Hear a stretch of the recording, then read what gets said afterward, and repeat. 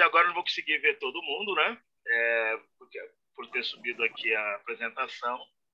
Mas, assim, só me dê um toque se todos estão enxergando bem aqui a apresentação. Positivo. Ok. Eu estou. Nós também está chegando bem aos irmãos, né? Sim. Glória a Deus. Eu já peço perdão antecipado, que eu comprei aqui uma luminária, né, para ficar aqui na minha escrivania, que ela fica um pouco escura, mas o turco lá na Santa Ifigênia me deu um gato. Eu fui para comprar lebre, ele me deu um gato.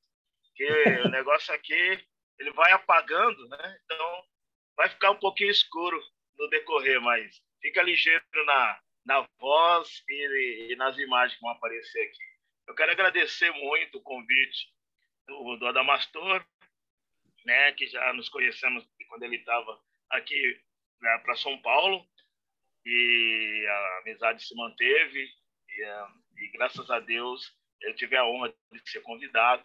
Eu quero agradecer também ao pastor Roberto por ter aceito, por ter liberado, por ter concordado, né, e eu estar nessa noite congregando com a igreja Nazareno Serra Negra. E eu quero dizer que eu, de vez em quando, eu acompanho, né, as mensagens do pastor Roberto lá no Instagram, e percebe-se que é um homem de Deus, é uma igreja abençoada, e tenho certeza, irmãos, a glória da segunda casa é disparadamente maior que a primeira, que é a obra do Senhor.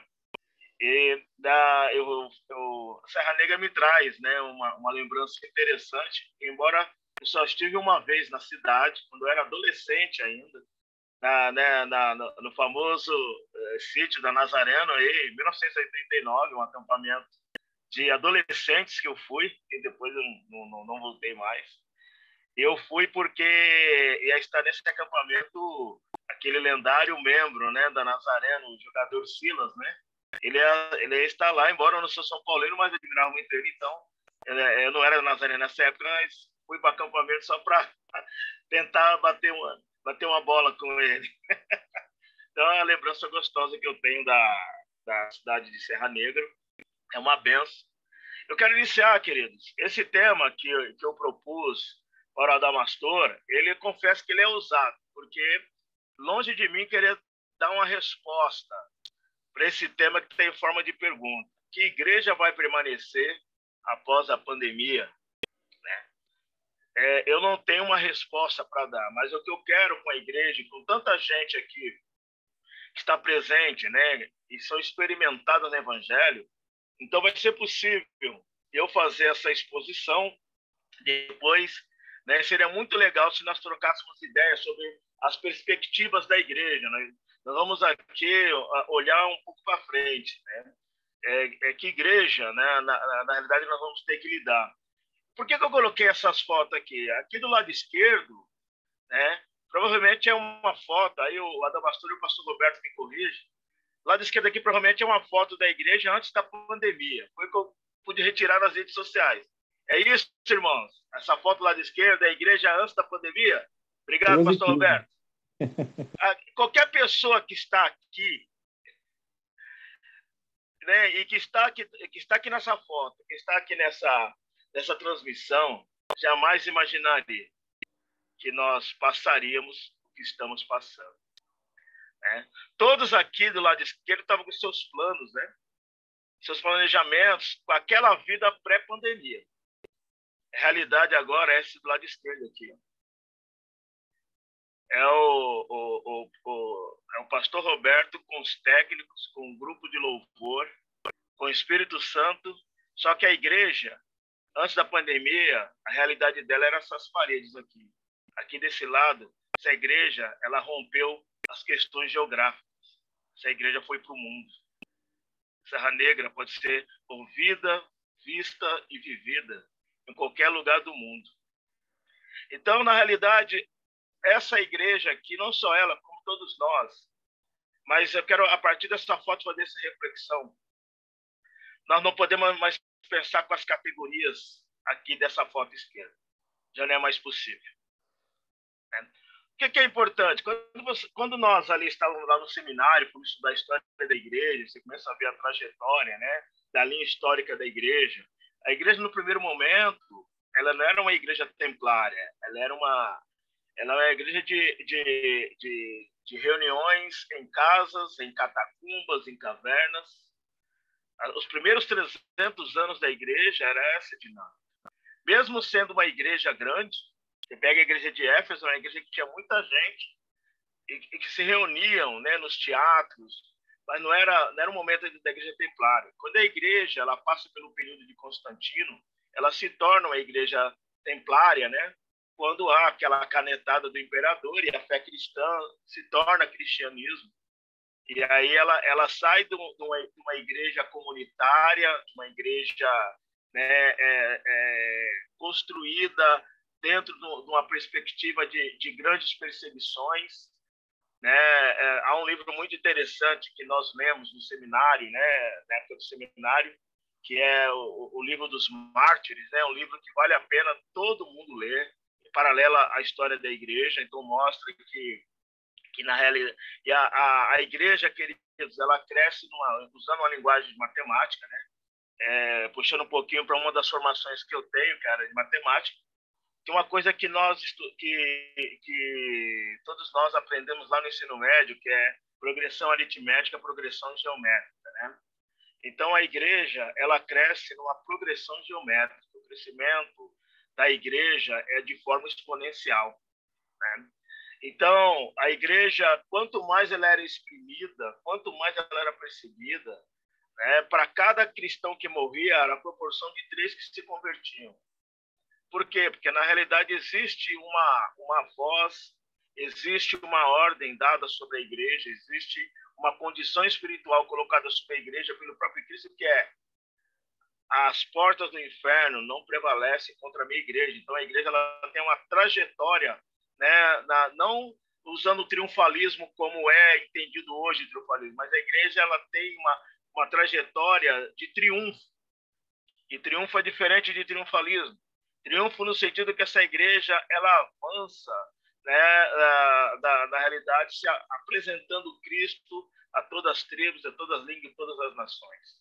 Então, a igreja, quando chega ali na época da Renascença, né, que nós estamos já chegando na fase ali de Tomás de Aquino, né? Tomás de Aquino ele levanta, né, uma ideia, uma frase que a igreja ela precisa manter seu conteúdo, mas ela pode ir mudando a forma. E as formas da igreja foi mudando ao longo do tempo, porque não pode se perder o conteúdo, porque o conteúdo é perfeito. O conteúdo não há nada que precisa ser mudado no conteúdo da fé cristã. Mas a forma ela vai mudando, né, à medida que vão mudando as gerações. E nós estamos vivendo agora um período de transição, de mudança de forma de ser igreja, não de conteúdo. Nós, nazarenos, continuamos com o conteúdo de discipular pessoas na característica de Cristo. Nós, nazarenos, continuamos com os ministérios básicos de JMI, MNI, MED e todos os outros ministérios. Isso é conteúdo, mas a forma está aqui, ó. Pastor Roberto aqui tinha um planejamento aqui desse lado. Na pandemia, na realidade, ele teve que fazer algo que eu ensino em gestão, que é replanejar a forma, né, do poder que há no nome do Senhor Jesus. Então, eu quero dar esse ponto de partida entendendo o seguinte: a igreja que vai permanecer após a pandemia não será a mesma igreja pré-pandemia. Isso eu posso bater o martelo e afirmar, né? Então, eu quero dar uma palavra inicial, então, de esperança para a igreja, né? Quando eu olho o livro de Judas e o Atmani, lá no maravilhoso livro dele, Ortodoxia da Igreja, lá no início ele vai falar que existem livros da Bíblia que são para épocas anormais da existência humana. E o livro de Judas é um desses livros para épocas anormais. O livro de Judas e o livro de 1º e 2º Pedro, né, são livros irmãos, que é o assunto que eles estão tratando é o mesmo. Isso os irmãos sabem, né? A maioria, todos aqui sabem disso. Mas Judas, ele, nos primeiros 18 versículos, né, do livro de Judas, que é só um capítulo, os irmãos sabem disso, ele vai expondo uma condição muito deplorável da igreja naquele momento. em que a forma e o conteúdo, né, estava com grandes problemas, a ponto dele falar que existiam líderes ali que eram nuvens sem água, tinha aspecto de força e de beleza, mas não produzia nada espiritualmente. E naquela condição de desespero, porque quando você vai lendo o livro de Judas, os primeiros 17 versículos é desesperador. Vai se desesperando. Mas quando chega no verso 20, vem ali um bálsamo de esperança, que ele vai dizer o seguinte: mas vós, amados, edifiquem, porém, amados, na santíssima fé que tendes, orando no Espírito Santo. E aí eu começo a pensar que ele usa a expressão edificar, né, que qualquer pessoa grega naquele momento ia compreender que só é edificado sobre uma base muito sólida, só é edificado sobre uma base muito bem construída, só é edificado sobre uma base muito bem pré-concebida, né? A variante grega desse texto vai trazer essa realidade. E ele vai dizer o seguinte: olha, já que estamos, enquanto igreja, edificados sobre uma base previamente pensada, porque a igreja de Cristo não é um fenômeno, né, que ocorre no acaso. A igreja de Cristo ela é pensada e construída na eternidade. É que ela acontece no tempo e no espaço há 2000 anos atrás.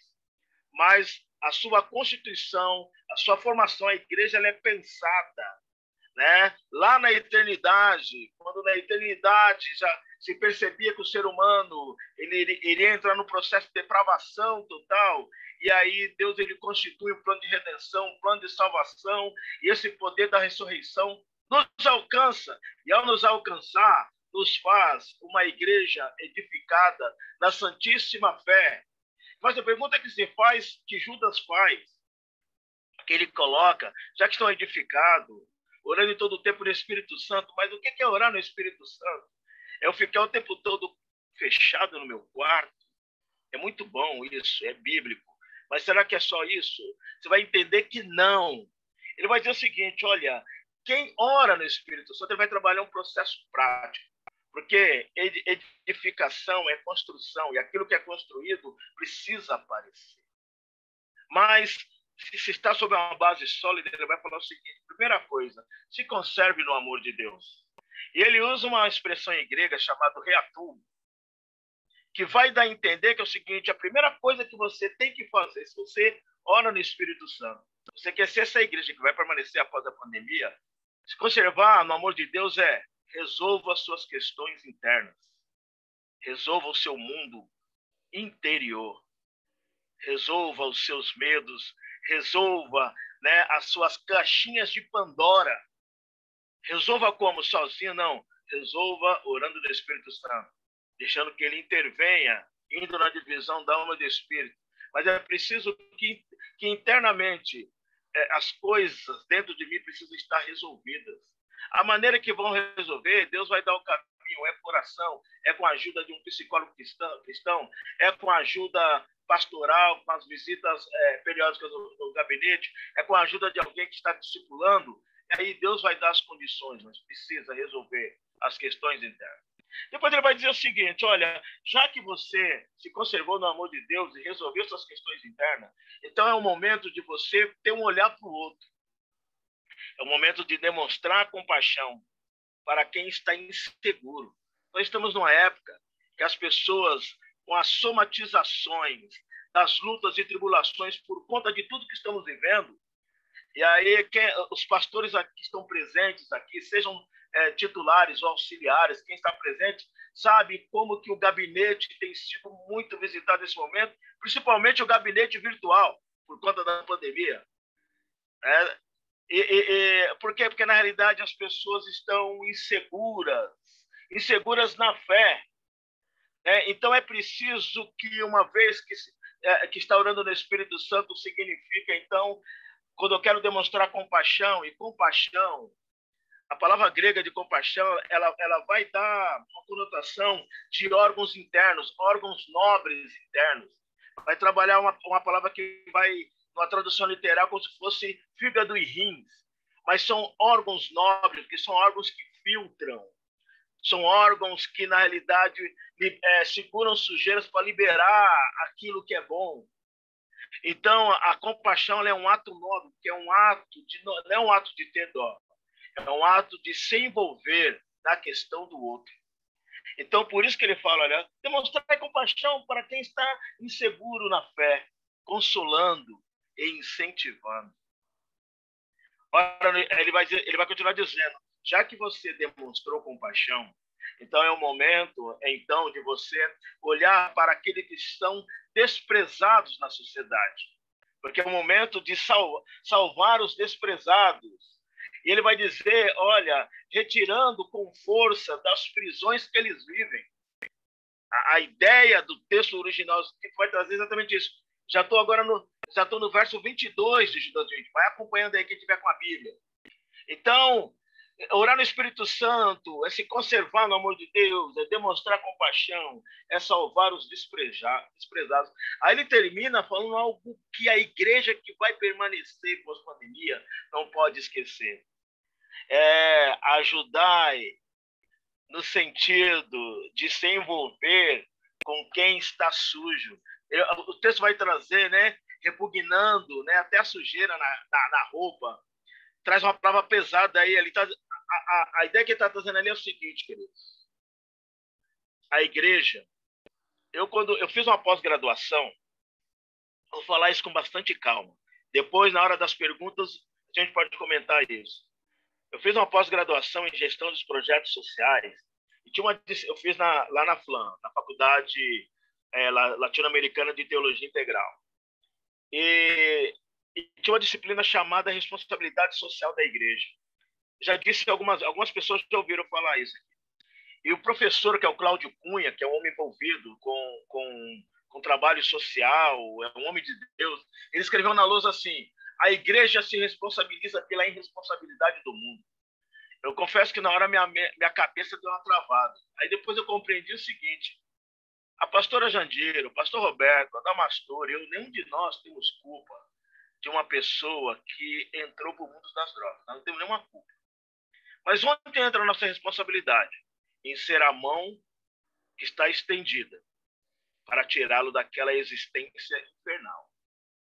Nenhum de nós temos culpa daquela menina que resolveu ir para o fluxo, ir para alguma festa e, na irresponsabilidade da sua idade, se engravida precocemente.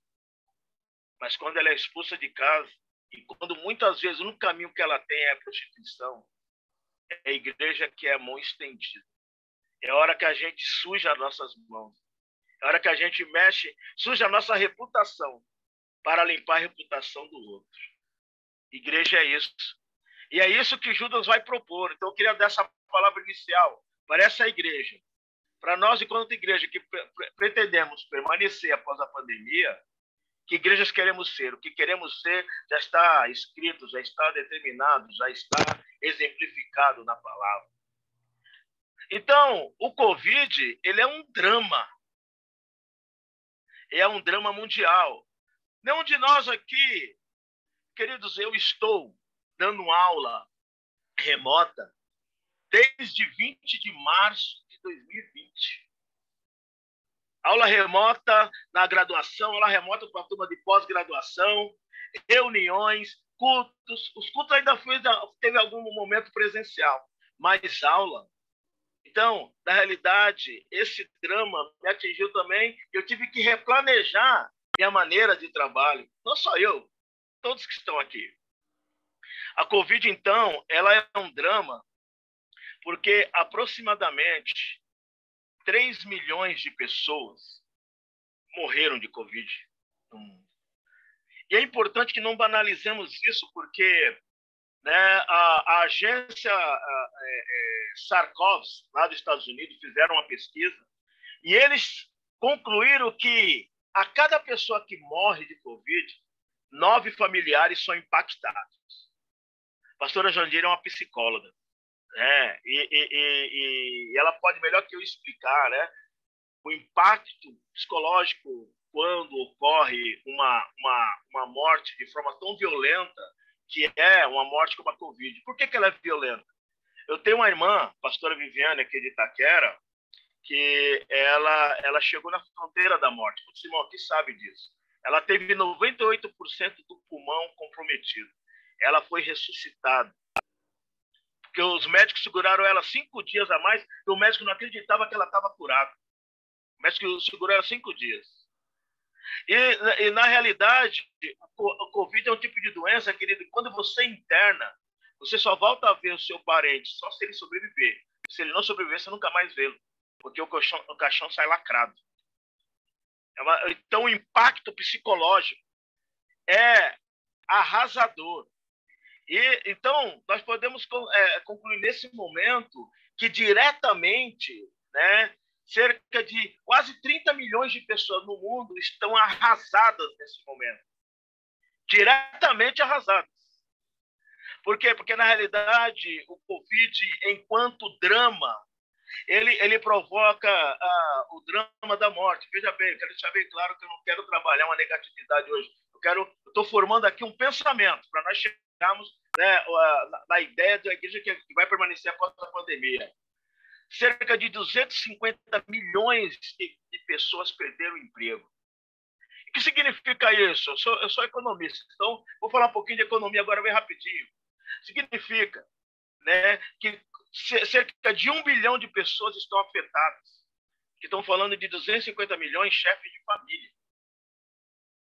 E fazendo um cálculo básico, vamos chegar próximo de 1 bilhão de pessoas afetadas com o drama do desemprego, que é outro drama, que é outra coisa terrível, que é outra coisa que é muito impactante, o processo de lidar com o desemprego, a sensação de inutilidade. Né? Antes de eu ser servidor público, né, como eu sou hoje, eu fiquei 22 anos no mundo privado, no mundo corporativo, e vivi algumas fases de desemprego. Então, eu sei como que é impactante, como a sensação de inutilidade, a sensação de rejeição, que é o processo de desemprego, ele arrebenta. Né? Então, ou seja, significa também, queridos, que por causa desse processo econômico da pandemia, cerca de 7 trilhões de dólares foi diminuído no PIB mundial. 7 trilhões de dólares a menos no processo de produção. Uma outra coisa também que a pandemia mostrou foi o aumento da desigualdade de renda. Porque quem tem dinheiro e pôde aplicar no mercado financeiro, na realidade aumentou a sua riqueza em 5 trilhões. Os bilionários do mundo, nesse período de Covid, teve a sua riqueza aumentada em 5 trilhões de dólares. Para vocês terem ideia do que é isso, esse aumento da riqueza de 5 trilhões pagaria a vacina, as 2 doses, de todos os habitantes da Terra, 7 bilhões.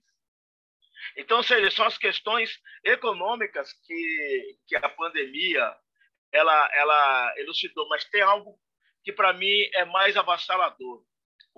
30% de aumento da violência doméstica no mundo. Na Nigéria, na África do Sul, os estupros aumentaram. No Peru, aumentou o desaparecimento de mulheres. No Brasil, na Argentina e no México, aumentou o feminicídio. Na Europa, queridos, as associações que ajudam mulheres vítimas da violência estão sobrecarregadas. A ONU foi estudar isso daí e eles perceberam o seguinte, eles perceberam que no fim de setembro, o confinamento levou ao aumento de denúncias ou ligações para autoridades. Isso, em alguns países, isso chamou a atenção, países pequenininhos, países como Chipre, país pequeno, né? Lá no meio da Europa, aumentou 30% o problema da violência lá, no Singapura, 33%, na França, 30%. Em todos os países, eles tiveram que decretar restrição de deslocamento, né? E isso fez com que muitas mulheres e crianças ficassem confinadas em casa. Isso fez... O estudo termina assim, queridos. Olha que coisa terrível. O estudo termina assim. A casa se tornou o local mais perigoso para as mulheres. Olha que drama o Covid ele vai provocando. E teve uma quarta coisa também, não menos complicada. O Covid dividiu as igrejas, porque muita gente entrou na celeuma da discussão política, da politização dessa doença. Nós temos hoje um mundo, né, que está sob uma potestade de morte, um mundo que está vivendo o drama de desemprego, um mundo que aumenta a pobreza da maioria e aumenta a riqueza da minoria, e onde deveria sair a palavra de vida eterna está dividido. Esse é o drama que a Covid ela provoca. Então, o Covid, eu posso dizer que ele se torna, então, essa pandemia ele é uma somatização de problemas. E essa somatização de problemas eu posso chamar de tribulação e flagelo. Tribulação, queridos, é algo cíclico. No decorrer das nossas vidas, nós vamos ter que lidar com as tribulações. E Paulo coloca isso lá em 2 Coríntios 4, os irmãos sabem disso, né? Coríntios 4:8, quando ele vai falar sobre as questões cíclicas, né, da vida. Vai dizer, em tudo somos atribulados. Então vamos ter que lidar com a questão da angústia. Nós somos perplexos. Então vamos ter que lidar com a questão do desânimo. Nós somos perseguidos. Vamos ter que lidar com a sensação de abandono. Às vezes ficamos abatidos. Vamos ter que lidar com a sensação de destruição. O fato de tribulação, perplexidade, perseguição e abatimento vai ocorrer porque é um processo cíclico. Que nós temos que, já que temos o Espírito Santo habitando em nós, é aprender a lidar com as fronteiras que essas questões levam. Então, a tribulação, que é uma fronteira, né, ela é cíclica. Eu lembro, uma vez, pastor Roberto, eu pastorei na igreja de Itaquera, era 14 de março de 2014. Eu tinha decidido, nessa época a igreja estava ligada ao distrito Campinas, lá do reverendo Fernando, eu estava já disposto a ligar para ele e falar, ó, que não dá mais.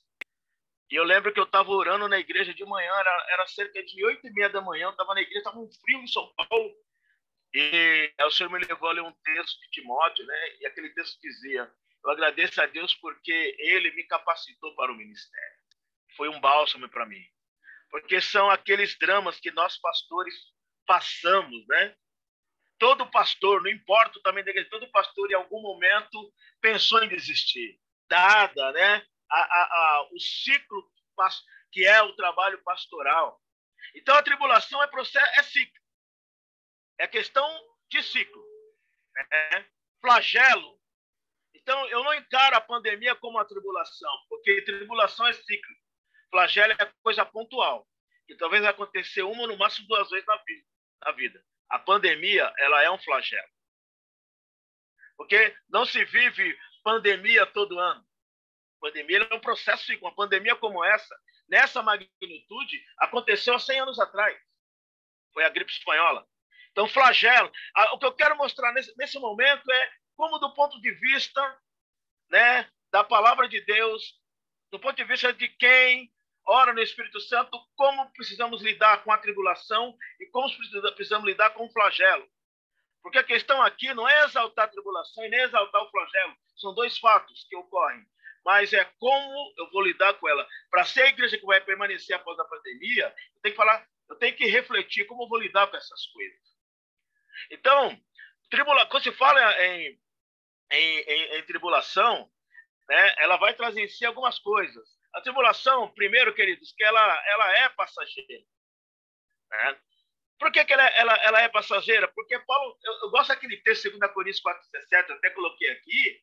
Paulo fala assim, ó, nossos leves momentâneas tribulações produzem peso de glória. Gente, só quem é pela fé pode falar um negócio desse. Né? A fé ela é ilógica. A fé, ela arrebenta com a razão humana. Porque você olha para a sua tribulação e você tem que falar para a sua alma, essa tribulação é leve. O seu espírito fala para a sua alma, essa tribulação é leve, a sua alma começa a gritar. A tribulação, além de ser passageira, ela produz experiência. Aquele texto famoso de Coríntios 5, né? Ou seja, a sequência, né? A tribulação, ela vai te levar para a perseverança, vai te levar para um caráter aprovado, que vai produzir, né, a experiência. Então, Tribulação, perseverança, caráter aprovado, que é a experiência. A experiência dos fatos, a experiência de lidar, a experiência de passar por aquelas situações, a experiência de passar por situações para consolar outros. Esse é o processo. Por isso que a tribulação em si, ela é passageira, ela produz experiência. E ela manifesta também fé aprovada, né? Pedro vai falar isso muito bem, né? Porque, né, fica comprovado que a fé que vocês têm é muito mais valiosa que o ouro, porque se passa pelo fogo. Paulo também vai comentar isso lá em Coríntios, né? O ministério, ele tem que passar pelo fogo para ver do que ele é formado. Se ele é palha, se ele é madeira, se ele é papel. Porque se ele for ouro, ele será refinado, porque precisa que toda sujeira passe. Então, por isso que a tribulação é um processo cíclico, porque faz parte do processo de construção de Cristo em nós. É aquilo que Paulo diz, né? A obra que ele começou, ele vai terminar. Então, evangelho, fé cristã é processo.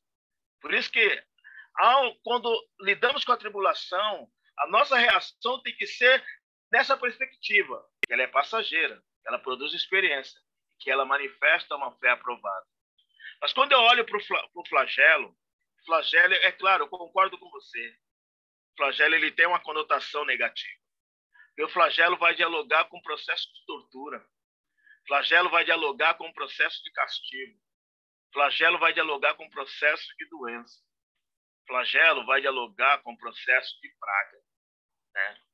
Então, agora, a pergunta que se faz, e o raciocínio que eu quero que você, meu irmão, minha irmã, tenha, é que eu, que disse lá no começo, que estou edificado em Cristo e oro no Espírito Santo, então, diante desse flagelo, que já consumiu 3 milhões de vidas, que já desempregou 255 milhões de pessoas, que fez aumentar a violência doméstica, que botou o mundo de joelhos e desesperado, como está essa imagem aqui, como eu, como igreja, vai ter que vai permanecer após essa pandemia, como eu vou lidar com ela. Então, na perspectiva da fé, no aprendizado em lidar com a vida, o flagelo ele vai trazer algumas oportunidades. É a oportunidade de se arrepender, de rever os passos, que nem aquele hino maravilhoso lá dos anos 80, né? Lá do Rebanhão. Eu quero voltar ao primeiro amor, ao primeiro amor. Se arrepender é rever como tem sido a minha vida ministerial, como é que eu tenho lidado com as questões do ministério, como é que eu tenho lidado, como é que tem sido eu marido, como é que tem sido eu filho, como é que tem sido eu esposa, como é que tem sido eu cidadão, como é que tem sido eu mesmo. É preciso entrar numa trajetória de arrependimento. E o impacto do flagelo de quem está cheio do Espírito Santo é levado para essa reflexão. Uma outra coisa é rever os pensamentos. Quando Paulo ele vai falar, né, pensar nas coisas que são do alto, está falando de perspectivas, está falando de quanto os nossos planos chamou Deus para não só participar, mas para ser quem daria a trajetória dos nossos planos. Porque a nossa geração é uma geração de autônomos. Nós queremos viver, às vezes, uma fé muito autônoma. E queremos pensar por nós mesmos. E fazemos planos e tomamos decisões a partir das nossas próprias convicções. E esquecemos que a boa, perfeita e agradável vontade de Deus é, sobretudo, boa, perfeita e agradável para Ele. Então, o flagelo, que é aquele período que ele te trava e te para, é o momento de eu pensar que pensamentos eu preciso rever. É o momento, olhando para a sociedade, de rever uma sociedade que é hedonista, uma sociedade que é governada somente por prazer, uma sociedade que é governada somente em conseguir o melhor para si. Quando olho para a igreja e olho para aquela malfadada, desculpa se eu for grosso agora, malfadada teologia da prosperidade, que eu, como economista, vou dizer que a teologia da prosperidade é a sacralização do capitalismo. Por que sacralização? Porque eu torno santo aquilo que é material. Isso é sacralizar. Quando um dos primeiros fundamentos do capitalismo é que a propriedade é sagrada, estou sacralizando. A propriedade é importante, porque é refúgio. Mas nós entendemos a nossa propriedade, nós como mordomos, não como donos absolutos. Então entra em choque com os pressupostos do capitalismo. Pastor Fleitas, você então é comunista? Entenda o que eu estou dizendo. Vamos analisar com calma. O que eu estou dizendo é que sociedade hedonista é aquela sociedade que é governada por prazer. A igreja, que vai permanecer após a pandemia, o único prazer que ela deve ter é o prazer de adorar ao Senhor. E não pode ser frasezinha de Facebook. Isso é construção na experiência. É construção forjada no fogo. Rever uma sociedade que deseja atalhos. Nós estamos numa época, queridos, que as pessoas querem conseguir o difícil fazendo fácil. E falando como professor, na realidade, você pega uma geração. Às vezes eu dou lá para gente de graduação, gente está fazendo faculdade. Eu dou lá, olha, quero que vocês façam uma resenha aqui desse artigo, que tem 10 páginas. Aí, para você é muita coisa para ler, as pessoas querem tudo, elas querem tudo mastigado. Mesma coisa na igreja. A igreja às vezes enxerga o pastor como gerente, porque às vezes o membro se vê como cliente.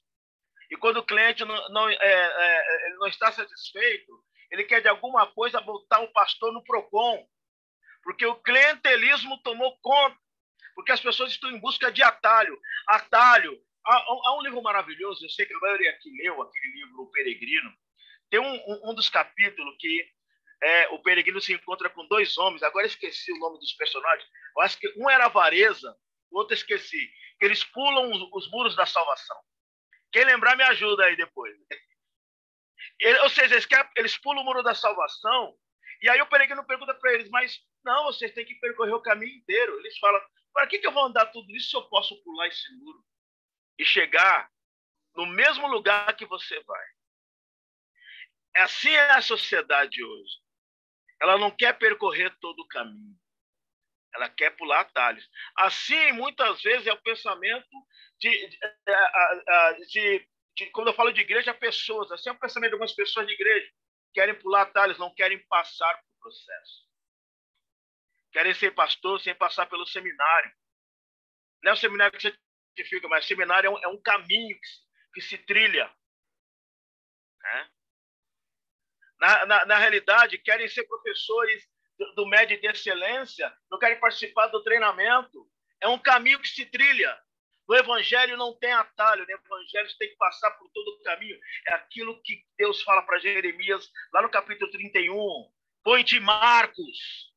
Você tem que passar pelo caminho e colocar os postes das experiências que teve.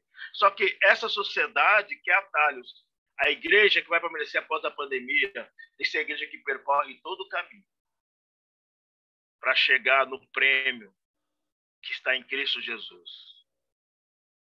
Nós temos que pensar em rever uma sociedade individualista, uma sociedade, aí dos boomers, uma sociedade daquela criança birrenta, uma sociedade que na verdade só compreende o pronome eu e estranha o pronome nós.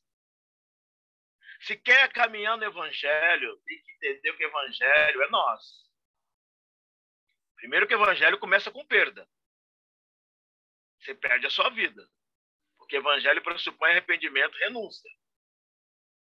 Então, ou seja, uma sociedade que se pensa individualista não pode dialogar com a igreja que vai permanecer após a pandemia.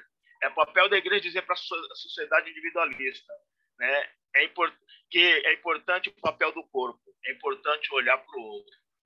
Por isso que é importante rever uma sociedade que é líquida.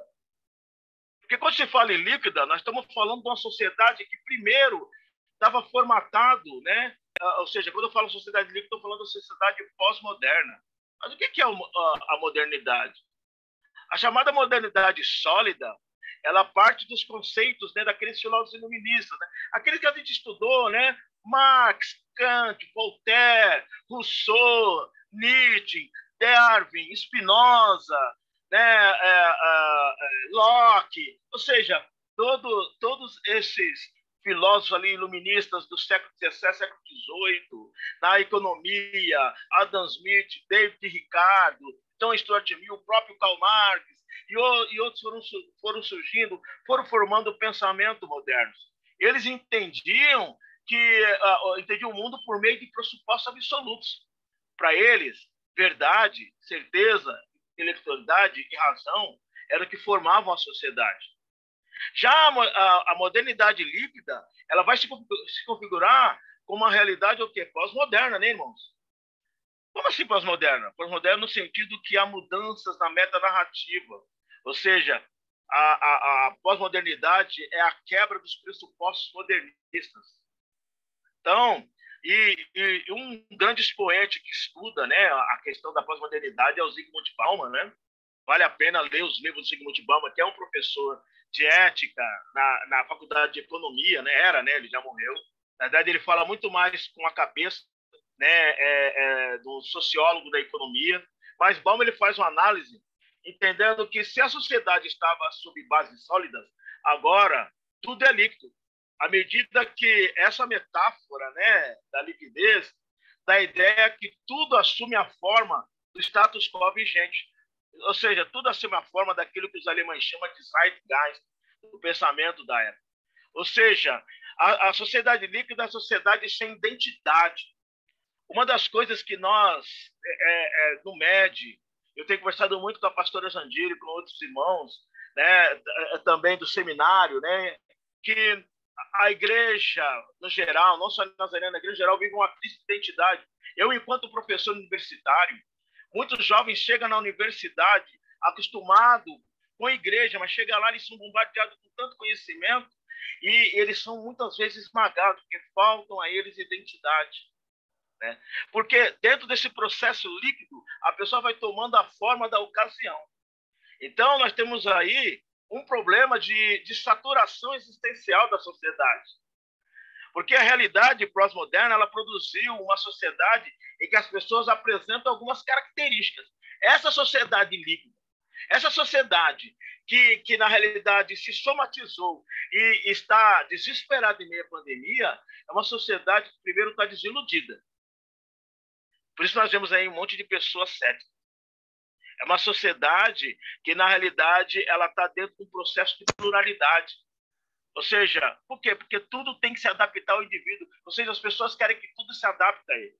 Eu, enquanto coordenador do curso de administração, lá no campus que eu dou aula, teve uma aluna que teve uma mudança, né, na vida dela e atrapalhar muito os estudos dela, e ela queria que tudo mudasse para a individualidade dela. Eu falei assim, querida, olha, não é a instituição que vai se adaptar a você. Você que tem que entender a instituição e se adaptar a ela. E muitas vezes, quando a gente olha para a igreja, e aí, falando agora como pastor, às vezes nós sofremos, porque às vezes você pega um tipo de membresia, você pode pegar um tipo de junta também, que quer que você e a igreja se adaptem a eles. Não. Isso daí é pensamento plural.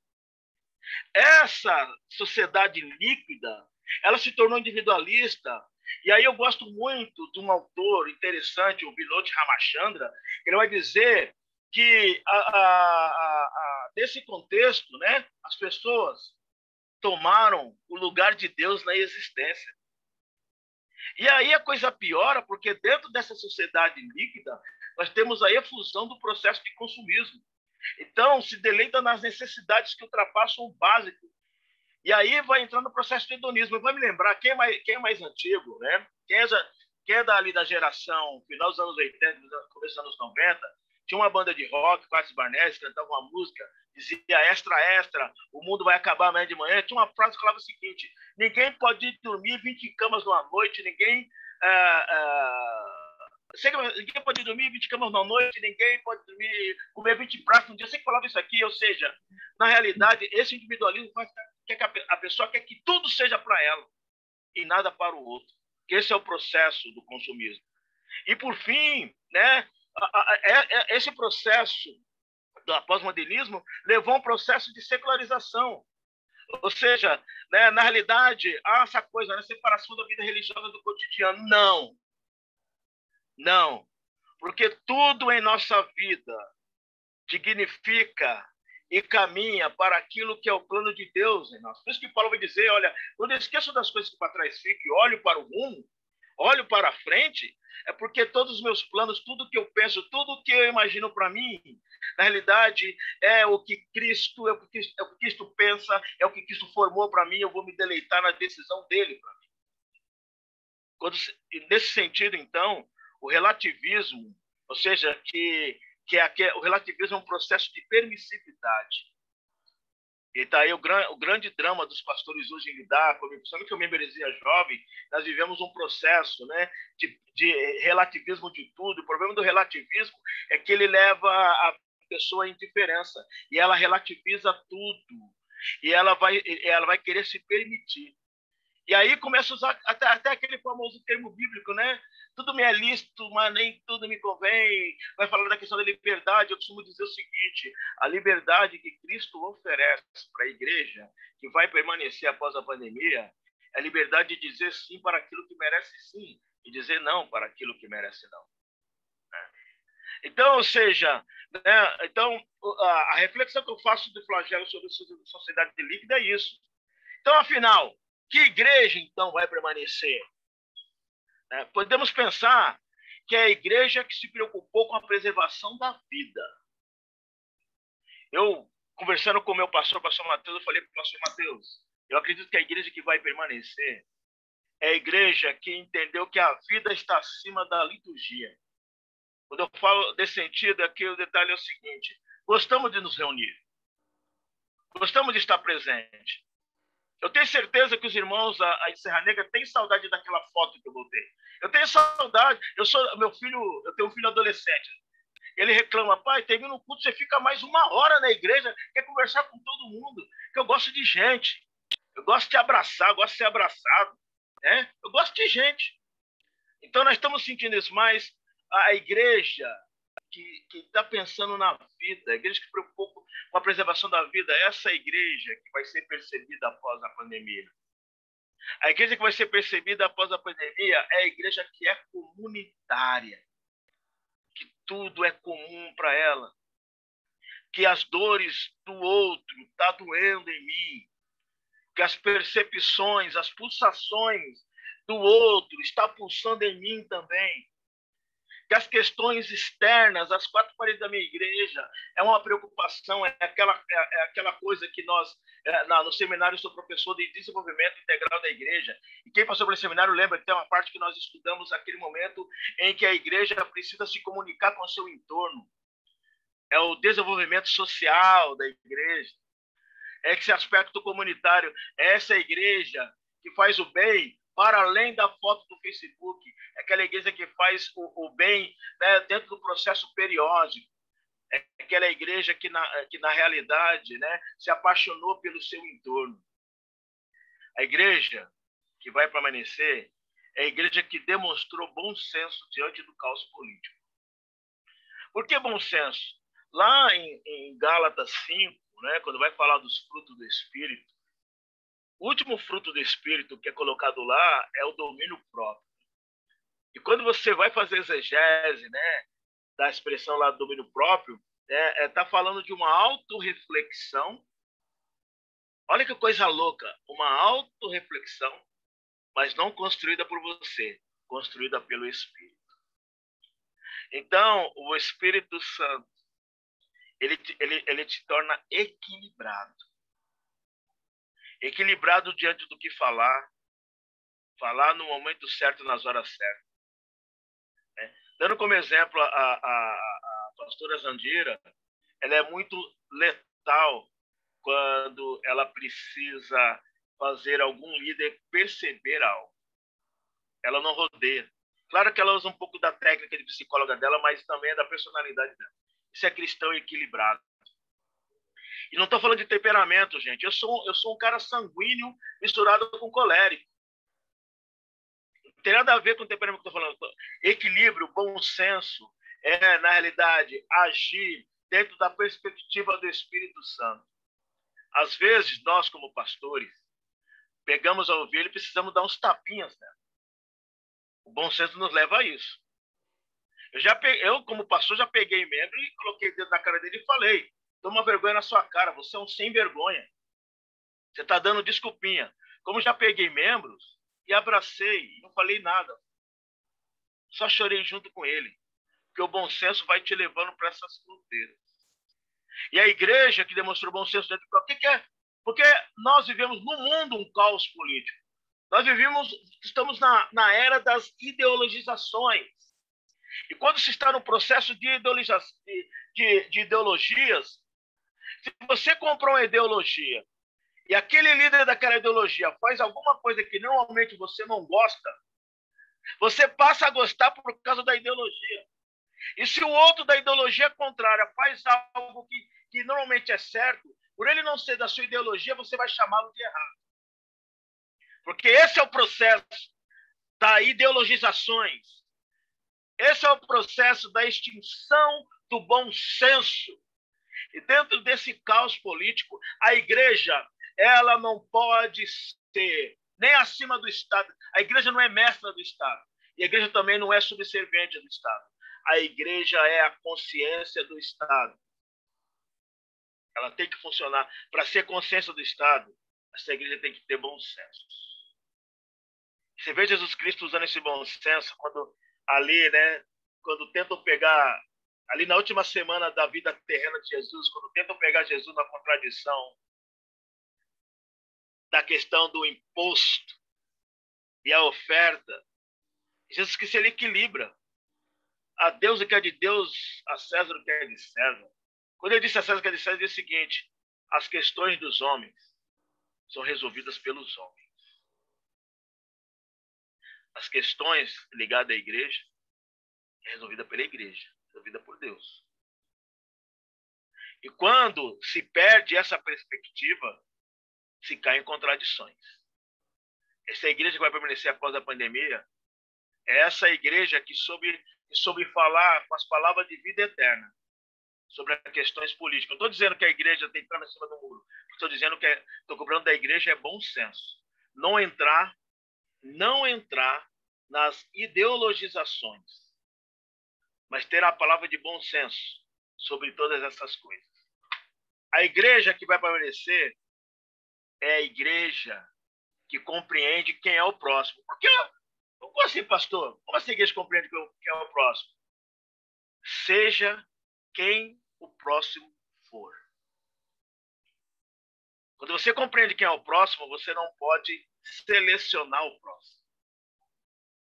Porque quando você seleciona o próximo, você não está compreendendo a dinâmica da compaixão. A igreja que compreendeu quem é o próximo, seja quem o próximo for. Porque hoje, queridos, talvez as igrejas, todos os irmãos de igreja aqui, que estão fazendo os cultos aí nas redes sociais, têm percebido quanta gente tem chego. Sei que muita igreja perdeu membresia por conta da pandemia, mas também ganhou muita membresia nova.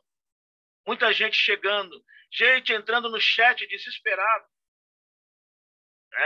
Lá nos cultos, lá no Jabaquara, né? Quando o nosso pastor, a gente fica lá no chat atendendo as pessoas. E as pessoas estão desesperadas. Não, nunca deve se olhar quem seja o próximo. Precisamos compreender esse próximo.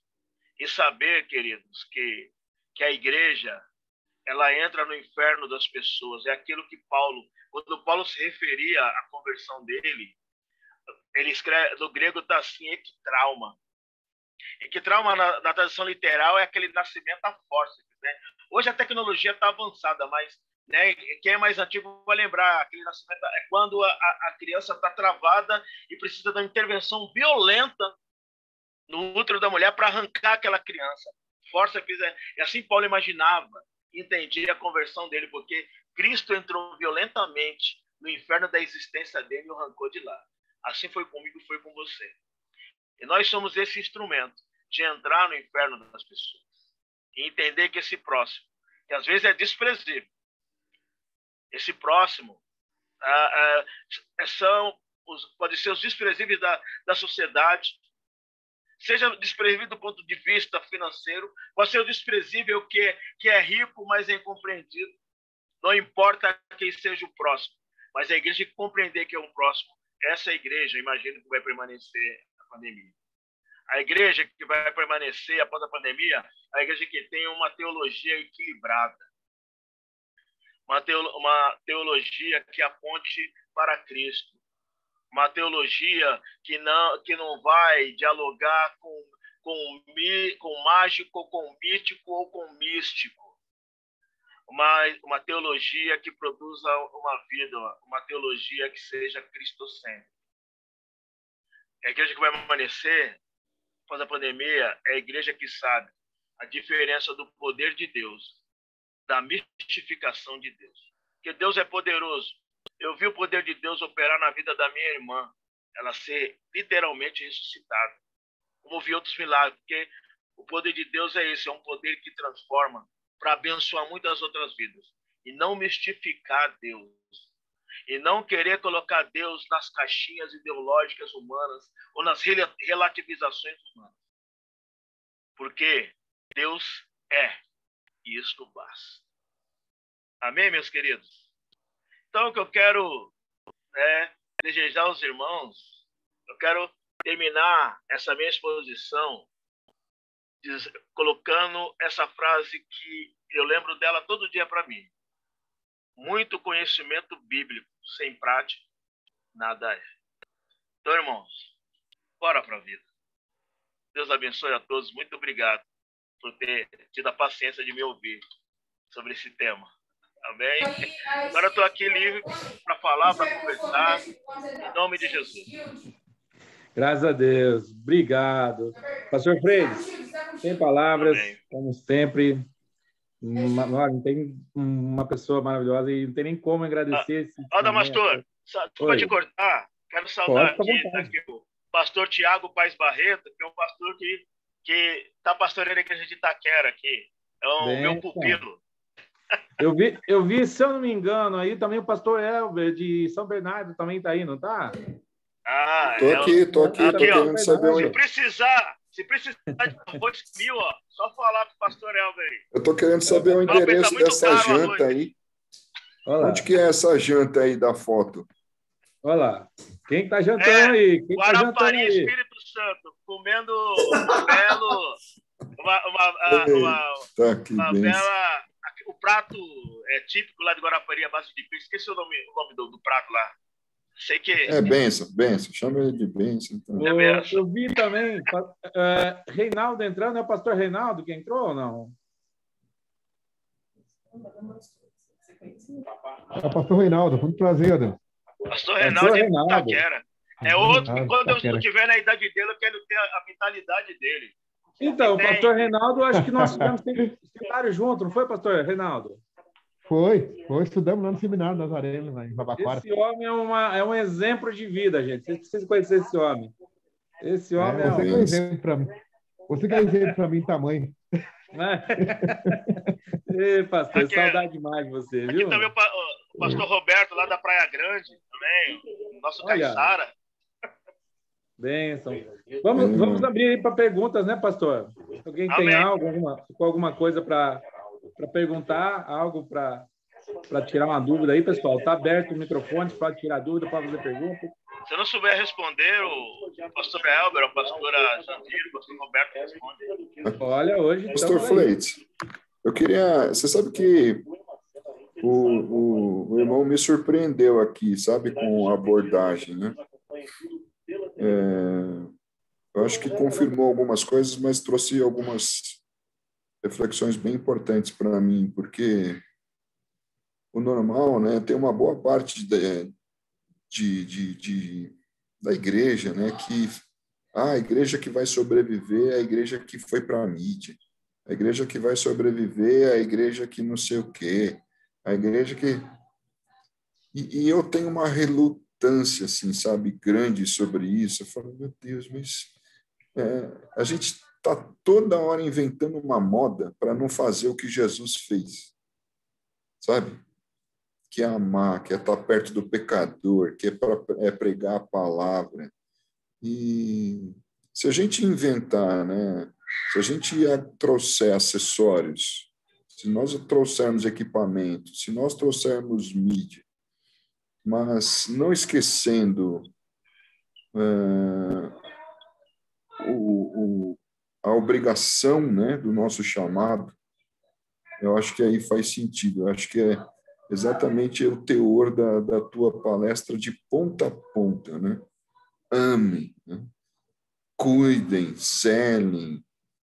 E aí, isso aí serve para a igreja que tem 20 mil membros, serve para a igreja nossa que é só uma família, né? Para todos os âmbitos, né? Porque é facinho a gente esquecer o principal, amar, né? Que é um processo de decisão, que é um processo de entrega, né? De renúncia.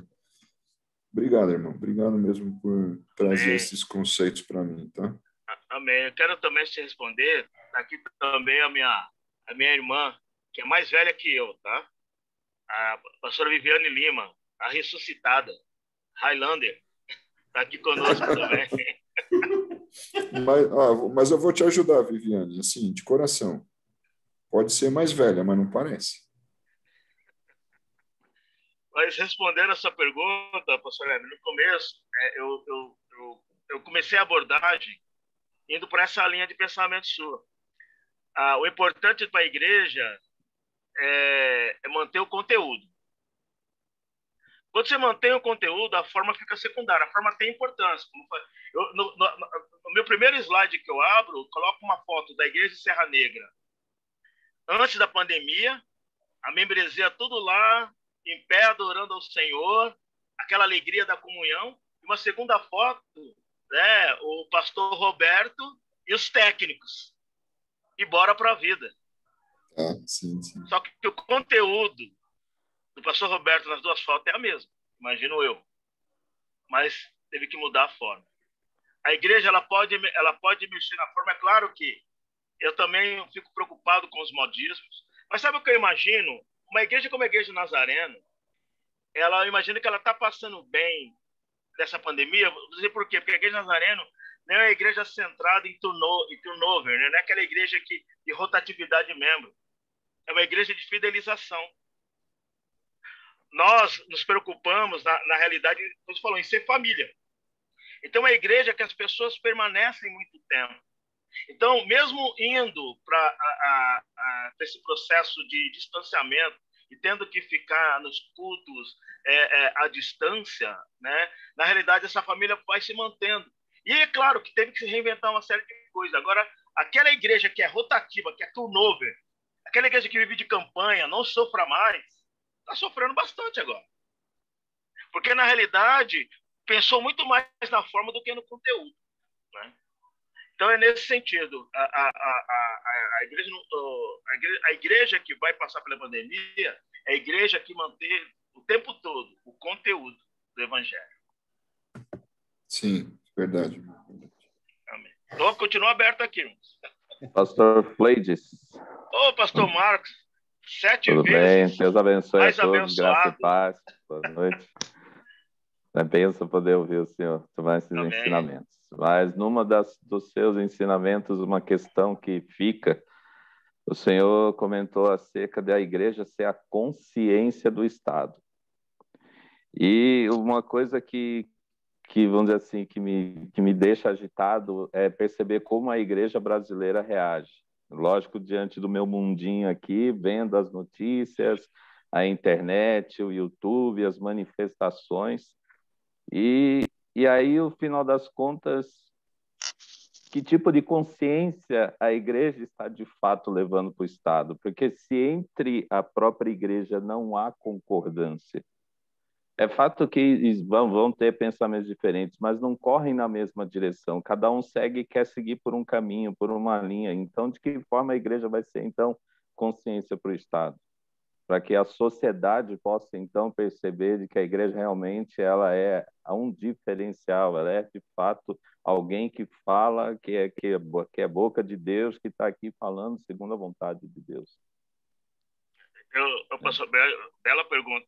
Se eu tivesse tempo, eu escrevi um livro com o Vinícius Couto, não só eu, né? Eu e mais 18 teólogos, escrevemos um livro chamado Cosmovisão Cristã, e o capítulo que eu escrevi, eu termino dizendo exatamente nessa linha. Mas eu vou tentar te responder contando rapidamente uma história que vocês encontram no Google, que é a história de Teodósio e Ambrósio, né? Teodósio, ele era o príncipe de uma região que hoje nós chamamos de Itália, porque a Itália virou Itália de 200 e poucos anos para cá. Até então, a Itália era um monte de reinos, né? E Ambrósio era um bispo dessa cidade. E esse Teodósio, ele era um cristão, confesso, um cristão fervoroso, com muitas aspas, né? Foi batizado, tudo isso, tudo certinho, mas ele teve uma ação que provocou a morte de uma parte substancial das pessoas pobres do reino dele. E depois de tudo isso, ele foi com a cara lavada tomar a ceia. Quando ele foi entrar na igreja, o Ambrósio botou a mão no peito dele e falou: aqui você não entra. Como aqui você não entra? Eu sou o imperador, eu sou o rei aqui. Não, você é o rei lá, aqui você não entra. Até que você resolva as questões da morte, indenize, seja cristão de fato. Então, quando eu falo que a igreja ser a consciência do Estado, a igreja não ficar passando recibo para tudo que o Estado faz. A igreja, ela tem que... Eu termino o meu livro dizendo assim, o meu capítulo dizendo assim: quando Cristo ele fala, estive preso e não fosse visitar, se eu estivesse falando para o Estado, fosse assim: Estado, você precisa entender a diferença de justiça e justiçamento. Justiça é a pessoa que cometeu aquele erro ter um entendimento que precisa pagar do começo ao fim aquele erro. Mas o Estado ele tem o dever de recuperar aquela pessoa. Então, esse tipo de prisão que temos agora não é prisão que recupera ninguém. Ele vai dizer: estive doente e não fosse me visitar. Eu não posso, enquanto consciência do Estado, aceitar um Estado num país pobre que quer privatizar todo o processo médico. Um país pobre como o nosso, que está vivendo uma pandemia, tem que dizer: você precisa garantir o básico da saúde para todos. Então, ser consciência do Estado é fazer o Estado compreender que a vida está acima das coisas. Quando a igreja ela vai para a teologia do poder, vou dizer o seguinte: eu não vou colocar nomes aqui, mas muitos líderes pivotais que vemos hoje, ali entre 2003 e 2014, tem várias fotos abraçadas com o poder governante da época. E falava que esse poder governante era de Deus. Até que seus interesses foram mexidos, aqueles governantes se tornaram do diabo e o atual se tornou de Deus. A questão, não estou olhando para o governante, estou olhando para quem da igreja que está baseado na teologia do poder. Quando se está baseado na teologia do poder, o que é a teologia do poder? Na realidade, eu quero estar acima de todos para ter alguma vantagem. Então, esse tipo de igreja não serve para ser consciência do Estado. Porque para ser consciência do Estado é você não querer nada além do Estado, daquilo que o Estado é obrigado a dar enquanto Estado. Está entendendo que já está garantido na lei? Já está no artigo 5º da Constituição, já está no artigo 153 da Constituição, já está no artigo 212 da Constituição, ou seja, uma série de leis que já garante na questão da relação do Estado com a igreja, já está ali uma série de coisas garantidas, não precisa acelerar mais do que isso. Então, ser consciência do Estado é não entrar na dinâmica da teologia do poder, mas entrar na dinâmica da teologia que converte para a vida. É nessa linha que eu tento te responder, amém? Amém, pastor. Obrigado. Amém. Pastor Fleitos, parabéns pela sua preleção. Eu agradeço a Deus por você ser um pastor, ser evangélico. Agradeço a Deus pela sua sabedoria, sua inteligência, a sua humildade. Obrigado. Graças a Deus. Porque se você fosse do lado oposto, você ia convencer muita gente. Olha, eu quase entrei no MR8 em 92, Movimento Revolucionário 8 de Outubro. Quase entrei. Mas graças a Deus que isso não aconteceu. Eu queria só falar que eu entendo também, eu tenho feito isso, tenho conversado muito com as minhas irmãs. Irmãos, eu lidero 2 grupos que nós estamos orando desde o mês de abril do ano passado, todos os dias, às 5 horas da manhã, ao meio-dia e às 18 horas. E nós temos orado por todos os pastores ao redor do mundo, principalmente nos nossos, da Igreja do Nazareno, então vocês estão incluídos. E, atualmente, nós estamos lendo, já lemos em 21 dias o Novo Testamento e estamos lendo agora, em 2 meses e 5 dias, o Velho Testamento. Depois nós oramos, enfim, é um trabalho de 1 hora, graças a Deus, todos os dias. E o que eu tenho falado com as irmãs, esse versículo 7 de 1 Pedro, capítulo 1, versículo 7, reforça o que eu tenho dito para elas, que, para que, uma vez confirmado o valor da vossa fé, muito mais preciosa do que o ouro perecível, mesmo apurado por fogo, redunde em louvor, glória e honra na revelação de Jesus Cristo. E eu acredito que a igreja que vai permanecer após a pandemia, além de tudo isso que nós ouvimos, que foi explanado, é aquela igreja que vai passar por um grande avivamento. Eu acredito que essa pandemia não veio à toa. O mundo estava muito bagunçado, as pessoas estavam totalmente afastadas de Deus, e houve essa permissão, além do que eu acredito também daquela bagunça do carnaval, né? Daqueles homens que representaram o diabo e Jesus Cristo, vocês conhecem, sabem? O que representou o diabo morreu tragicamente num acidente. O que representou Jesus, eu não sei. E vocês viram que esse carnaval de agora, em nenhum país do mundo houve carnaval, para Deus mostrar para o homem que não se brinca com Deus, que não se brinca com Jesus. Foi uma lição tremenda que eu pude perceber, né? E houve vários comentários sobre isso. Mas eu penso, meus irmãos, que nós estamos bem próximos de um grande avivamento, e a começar por mim e por você. Amém. Como diz aquele cântico antigo, né, pastora? A começar em mim quebra corações, para que sejamos um. Onde a frieza que haja amor, onde a angústia que haja paz, né? É meio franciscano esse cântico, mas eu acho ele muito interessante. Mas tudo que você falou é pertinente, é isso mesmo. Graças a Deus. Glória a Deus.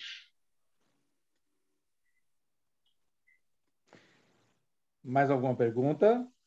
Está aberto ainda, pastor? Vamos lá, pastor Roberto. Sim. Para a gente poder também fechar aqui, penso que a igreja que vai sobreviver aí realmente é essa do avivamento, porque a igreja brasileira, como igreja livre, estava e está precisando muito desse avivamento, né? Amém. E prevalecer nessa oração, nessa esperança, porque senão realmente a gente vai ficando cada vez mais assim mundanizado como estava, né? E daí esses dias estava também conversando com o pastor Wagner, pastor Fernando, né? Alguns pastores assim, nós estávamos batendo um papo e nós estamos pensando a respeito das igrejas que dependem ou dependiam para movimentar, né, de todas as formas, né, movimentar seus grandes eventos, seus renomados, e com isso esses estão sofrendo muito porque a visão realmente deixou de ser cristocêntrica, né? E nós observamos ali na igreja primitiva que a igreja caía na graça do povo porque a igreja ela era a mão de Deus estendida para o povo. E então nós precisamos voltar, né, a esse primeiro amor, e graças a Deus pela nossa denominação, que não tem essa visão assim de grandes movimentos para atrair multidão, mas tem feito um trabalho assim de cuidado, fazendo discípulos à semelhança de Cristo. Então, com isso, a gente pode colher muitos frutos, né? E que Deus nos ajude agora. A partir de domingo, graças a Deus, estamos aí no estado de São Paulo liberado com 25%. As nossas orações também foram para que o Senhor tocasse nos corações desses governantes, porque a ideia também não é soltar pombinha, mas também não fazer baderna. A igreja tem que ir para a oração, tem que ir para o joelho. A batalha se batalha com oração, enfim, com clamor, né? Porque não podemos nos esquecer de que atrás dos poderosos dos nossos dias, assim, principalmente esses que estão fazendo o que estão fazendo, existem os principados e potestades que estão comendo as suas consciências. Então, por isso, a gente vê esse caos no nosso Brasil. Mas bendito seja Deus que a igreja do Deus vivo, ela é a esperança da sociedade, da humanidade, conectados, né, com Cristo, por Cristo e para Cristo. Que Deus nos ajude. Oremos sempre. Amém, pastor. Sim. Oremos sempre.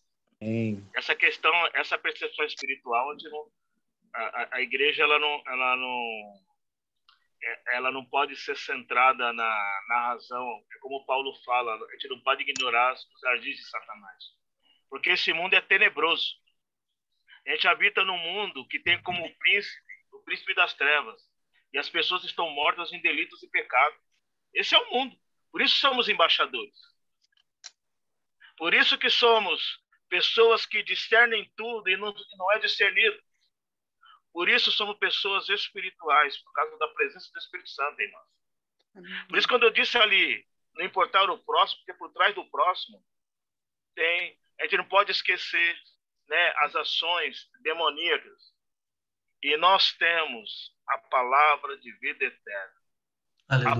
Quem pode dizer, sai em nome de Jesus, esse grupo que está aqui, por causa do poder que opera em nós. Está na hora de nós voltarmos até a coragem de dizer, sai em nome de Jesus. Não podemos perder nunca essa coragem. Aleluia. O poder ele é operacionalizado a partir dessa manifestação de fé. Então, concordo muito com o senhor, pastor. Amém, Jesus. Ô, pastor Cleide. Oi, quem falou? Oi. É a Viviane, tudo bom, queridos? A Highlander. Tudo bom, minha irmã, viu, gente? Minha irmã. Okay. Não tão mais velha assim, viu, queridos? São só 2 aninhos, ele fica com graça. Mas uma das coisas que eu pude meditar lá no meu período de reflexão hospitalar foi justamente isso. Nós somos criados numa igreja, eu, o pastor Fleides, fomos criados numa igreja acostumada a cuidar de pessoas. Então, visitar um ao outro era comum, estar próximo aos irmãos, reunir para orar. Nós crescemos numa igreja onde o irmão fazia falta, onde eu podia confiabilizar meus pecados, sabendo que era uma escuta confiável. Eu poderia me desmanchar no irmão, o irmão ia chorar comigo e eu ia sair levantado pelo poder de Deus.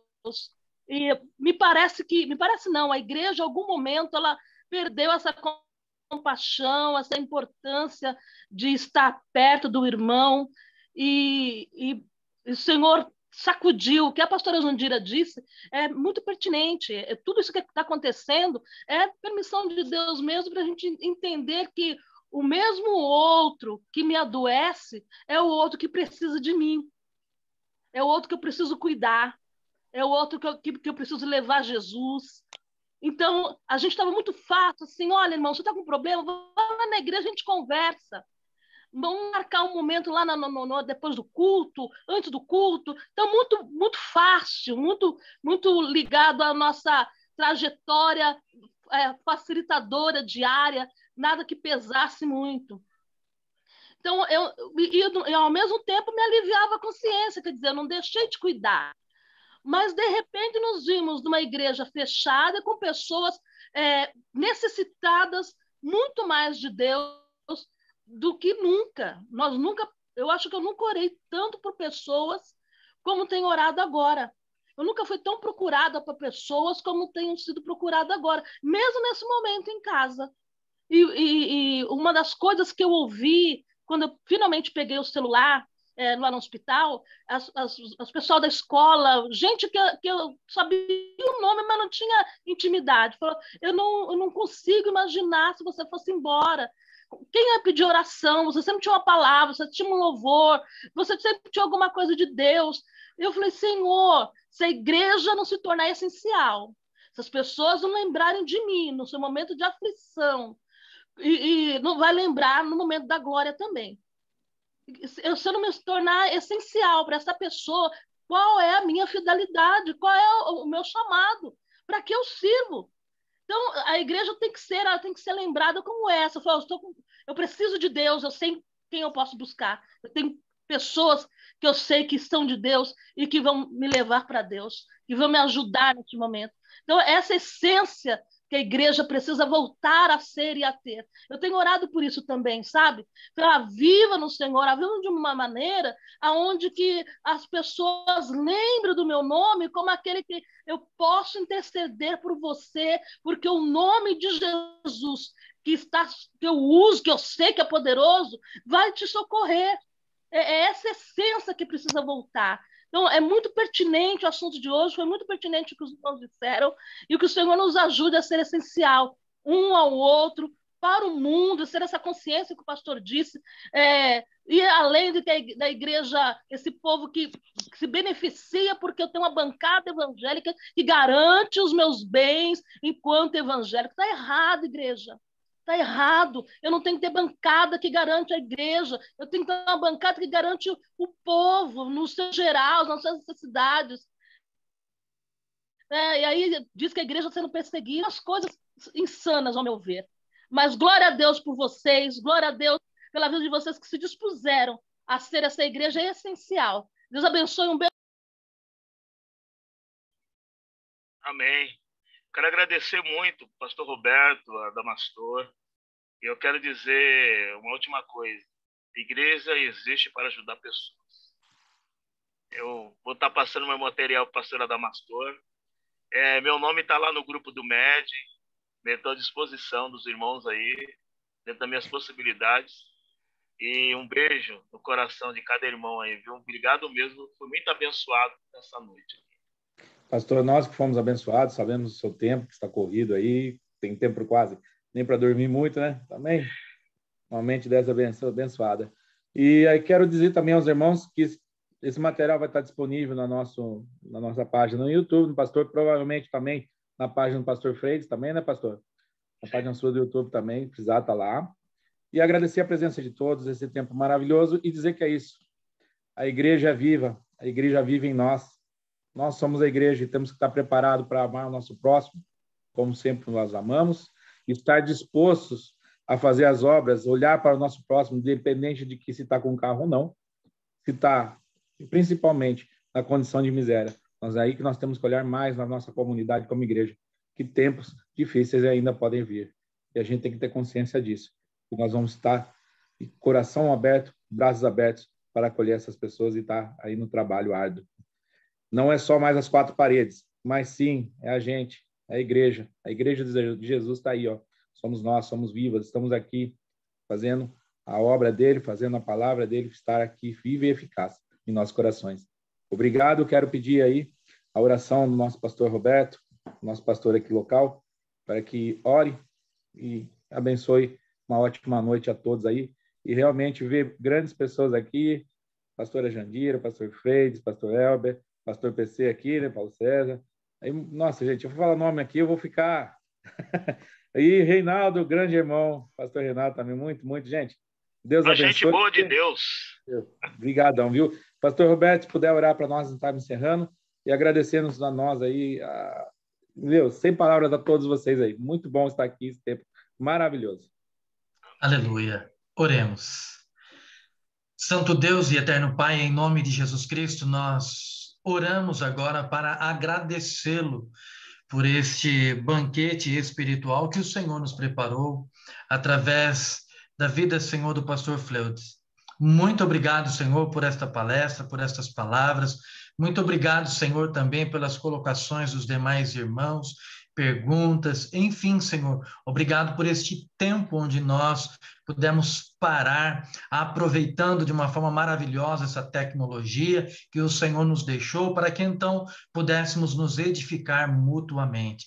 Mas, ó Deus, naquilo que foi hoje falado e repetido, nós somos esta igreja, fazemos parte da igreja militante nesta terra, e para tanto nós te rogamos, ó Deus, dá-nos o Espírito Santo, sim, fogo ardendo em nossos corações, e que as nossas consciências sejam lavadas mais uma vez nas águas do Espírito, para que realmente, Senhor, façamos a diferença, porque somos chamados a ser embaixadores de Cristo na terra. Portanto, ó Deus, fortalece o teu povo, anima, Senhor, o desanimado, levanta o caído, sustenta aquele que está de pé, e assim, ó doce Espírito Santo, traz sobre nós uma nova unção para um novo tempo, uma nova graça, Senhor, para novos desafios, no sentido, ó Deus, de nós podermos cair na graça da sociedade também nos dias de hoje, ó Pai, e assim nós podemos então prevalecer como filhos da luz, prevalecer como parte da igreja do Senhor que está espalhada pela face desta terra. Que o Senhor abençoe a cada homem, a cada mulher que esteve conosco, que o Senhor abençoe aqueles que não puderam entrar para estar conosco e num outro tempo possam também estar, ó Pai. Abençoa, Senhor, por favor, a igreja do Nazareno, Senhor, no Brasil. Abençoa, aleluia, Senhor, a igreja do Nazareno, onde quer que esteja no mundo, para que os nazarenos possam fazer a diferença, não esperar, Senhor, nada simplesmente de outros, mas possamos fazer como muitos estão fazendo, ó Senhor, sendo simplesmente teus discípulos, ó Cristo Jesus. Então, por favor, ó Senhor, dá-nos revestimento para que nós possamos prevalecer diante dos dias maus, que o Senhor confirme a tua igreja operosa e poderosa, Senhor, na unção e no poder que há no santo nome de Jesus. Oramos com confiança, oramos com fé, oramos com gratidão, entregando ao Senhor este momento para que nós possamos replicar tudo quanto, Senhor, foi falado, discutido, e que então o teu Espírito Santo nos ajude a ruminar, aleluia, tudo quanto foi falado e dito, ó Deus, como este alimento possa então nos trazer o devido crescimento e o fortalecimento tão necessário para a igreja contemporânea. Oramos em nome de Jesus e com gratidão por cada filho teu que assim conosco participou, os declaro abençoados, cada um, bem como seus chamados e ministérios, para que prosperem em tudo quanto lhes vier à mão para fazer, em nome de Jesus, que assim seja próspero. Amém, amém e amém, Jesus.